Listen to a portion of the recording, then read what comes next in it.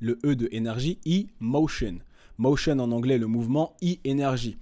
L'émotion, c'est de l'énergie en mouvement, ok? C'est de l'énergie en mouvement. Émotion, emotion. Si tu as de la tristesse qui vient à toi, ok? La tristesse va passer en toi. C'est de l'énergie de tristesse qui est en mouvement en toi. Il y a Powerman qui me dit « Un conseil pour ne plus subir les critiques et le regard des gens vis-à-vis de ses émotions. » Alors frérot, déjà tes émotions, tout simplement, il faut que tu apprennes à les maîtriser, à les comprendre et à les maîtriser. Souvent, quelqu'un va juger tes émotions parce que tu vas trop les laisser ressortir. Donc si par exemple, demain ta meuf te trompe ou ta meuf te quitte et que pendant 2 semaines, 3 semaines, tu pleures « Elle m'a quitté, pourquoi? Qu'est-ce que j'ai fait? Pourtant je lui ai tout donné. » Alors ça veut dire que tu n'es pas en contrôle de tes émotions et forcément les gens vont te juger par rapport à ça parce que tu aurais très bien pu vivre cette situation en étant beaucoup plus fort, beaucoup plus ancré, beaucoup plus stable dans ta masculinité et justement dans ton émotionnalité. Mais malheureusement, tu es trop victime de tes émotions. Donc forcément, les gens ils vont se dire « Bah merde, c'est une victime. Le mec, il est là, il se laisse abattre bêtement alors que ça change strictement rien. Je comprends pas pourquoi est-ce qu'il se prend autant la tête avec ça alors que ouais, tout simplement, juste, il aurait pu passer au-delà et se dire bon bah, elle m'a trompé, elle m'a quitté, c'est pas grave. Moi, je suis un mec qui vaut mieux que ça. Je vais me réveiller, je vais me prendre en main, je vais encore devenir une meilleure version de moi-même, etc. Donc déjà, gère mieux tes émotions. Ça évitera que les gens les ressentent et surtout, ça évitera que les gens viennent te critiquer sur quelque chose quelque part sur lequel ils n'ont pas vraiment tort non plus de te critiquer parce que tu es censé justement un peu mieux gérer tes émotions. Tout à l'heure, il y a le frérot qui nous a posé des questions sur le stoïcisme. Intéresse-toi peut-être un peu au stoïcisme, tu verras déjà que ça t'apprendra à mieux gérer tes émotions. Ensuite, tout simplement, tu me demandes un conseil pour ne plus subir les critiques et le regard des gens vis-à-vis de ces émotions. Le meilleur conseil que je pourrais te donner, c'est juste de t'en battre les couilles de ce que les gens peuvent penser ou dire de toi et c'est tout. Exemple stupide. Pourquoi est-ce que tu prends en compte, pourquoi est-ce que tu te laisses toucher, abattre par ce que les gens pensent de tes émotions? Parce que tu n'es pas vraiment sûr de toi, parce que tu n'as pas vraiment une assez grande estime de toi pour te dire bah je suis comme je suis, je ressens ce que je ressens et peu importe ce que les gens pensent, j'en ai strictement rien à foutre.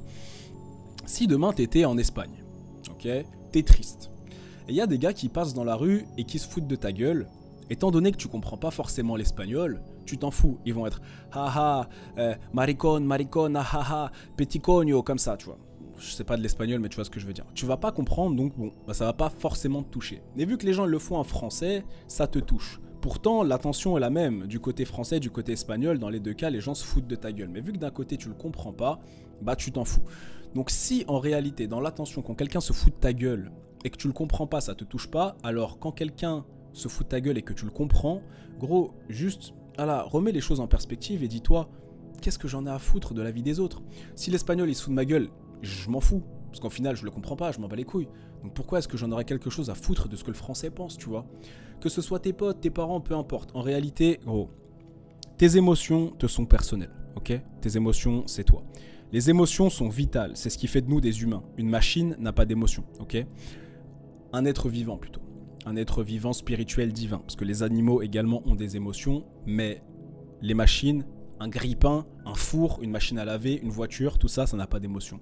Donc les émotions, ce n'est pas quelque chose qu'il faut prendre comme un ennemi. D'ailleurs, émotion, on peut l'écrire, ça s'écrit E et plus loin motion, pas plus loin, mais en réalité, si on va faire l'étymologie, donc le E de énergie, motion.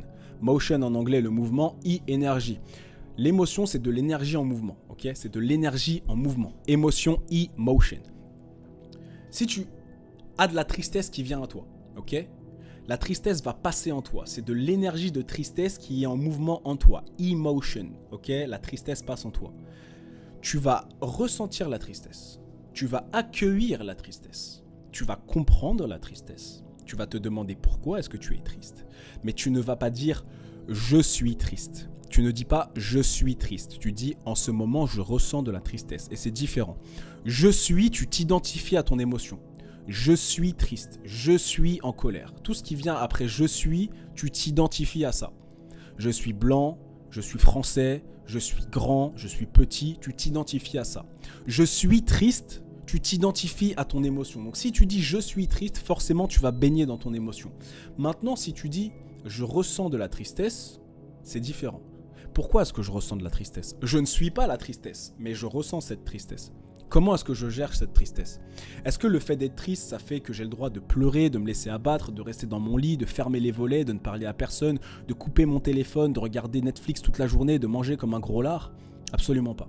Tu ressens de la tristesse. Pourquoi? Parce que ta meuf t'a trompé? C'est que c'est une mauvaise meuf. Est-ce que là, tu dois encore baigner dans cette tristesse à cause d'un autre humain? Non. Donc passe à autre chose. Laisse passer la tristesse. Et comment on fait pour laisser passer la tristesse? Fais des activités qui te rendent heureux. Fais des activités qui t'épanouissent. Fais des activités dans lesquelles tu peux justement mettre ton esprit et arrêter de penser à cette tristesse. Au fur et à mesure du temps, tu verras qu'à force de travail d'introspection, de prendre du recul, tu vas t'éloigner de cette tristesse. Et il n'y aura même plus de je ressens de la tristesse. Déjà, dans un premier temps, il n'y a pas de je suis triste.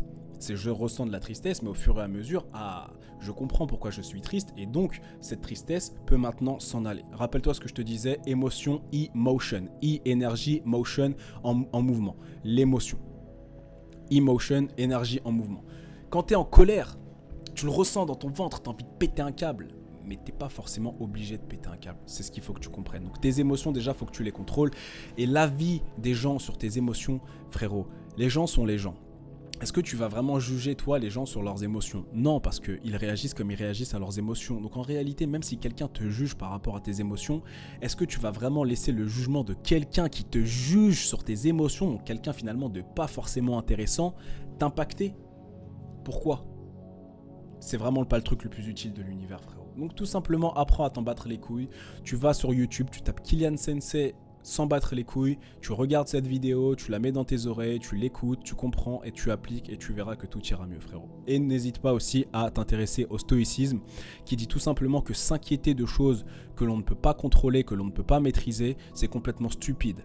Notre énergie doit être uniquement dédiée aux choses sur lesquelles on a du contrôle. Demain, tu n'auras pas le contrôle sur le fait qu'il pleuve ou non. Tu n'auras jamais le contrôle sur le fait que ta meuf te trompe ou non. Tu n'auras jamais le contrôle sur le fait que Macron soit président ou non. Donc ne mets pas ton énergie là-dessus. Ne t'inquiète pas de ces choses-là.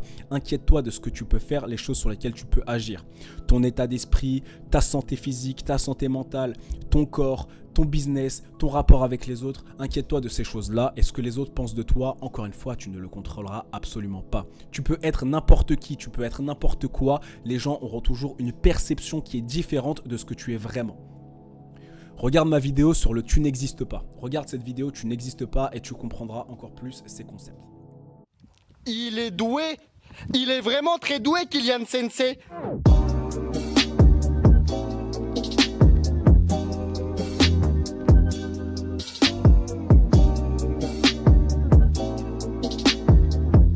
Salut, youtubeur.